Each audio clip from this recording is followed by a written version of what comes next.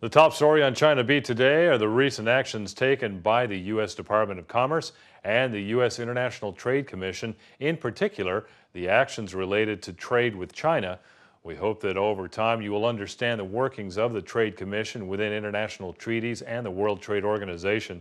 Last week, the U.S. Department of Commerce and the U.S. International Trade Commission both decided to take trade remedy measures on the drawn stainless steel sinks and tapered roller bearings imported from China.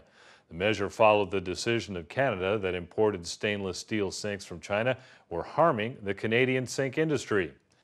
A trade remedy is when a domestic industry of a country is facing an unfair import action or being damaged by the impact of imports, and the government of the country gives the industry supports or remedies.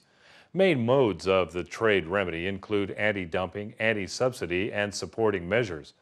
On July 31st, the U.S. Department of Commerce said in a preliminary judgment that the drawn stainless steel sinks produced in China had received governmental subsidies, and the subsidy rates were between 2.12% and 13.94%.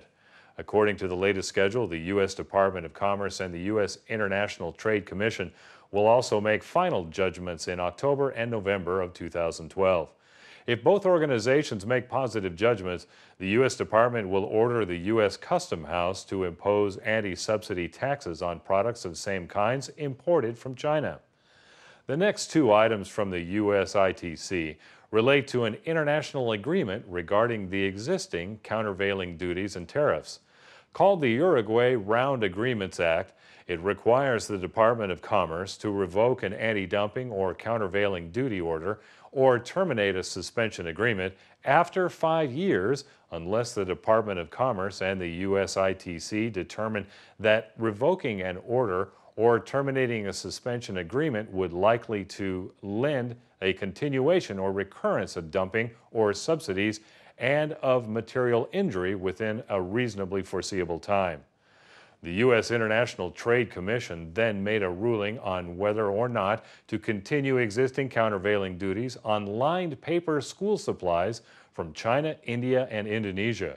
The commissioners determined that revoking the existing countervailing duty order on certain lined paper school supplies from India and the existing anti-dumping duty orders on these products from China and India would likely to lead to continuation or recurrence of material injury within a reasonable foreseeable time.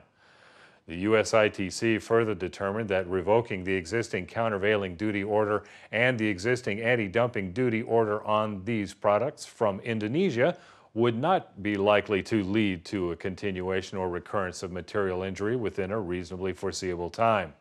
So the result is a continuation of the existing countervailing duty on imported school supplies from China and India, but the duty will be lifted on imported certain lined school paper supplies from Indonesia. The last bit of trade news between China and the U.S. from the International Trade Commission involves a similar 5-year sunset review that took place regarding the school paper. This decision was to expedite the 5-year review on the anti-dumping duty order on certain polyester staple fiber from China. In this case, the notice to make the 5-year sunset review was issued. The Commission will evaluate the responses from either side of the issue over a 95-day period. From the level of responses, there will be determination of expedited review. In the case of whether or not to continue countervailing duties on polyester staple fiber from China, all 6 commissioners concluded that the domestic group response for this review was adequate and the respondent group response was inadequate and voted for an expedited review. Only those parties that filed adequate responses and filed timely notices of appearance are eligible to participate further in this review. The Commission will issue a report after it completes its review.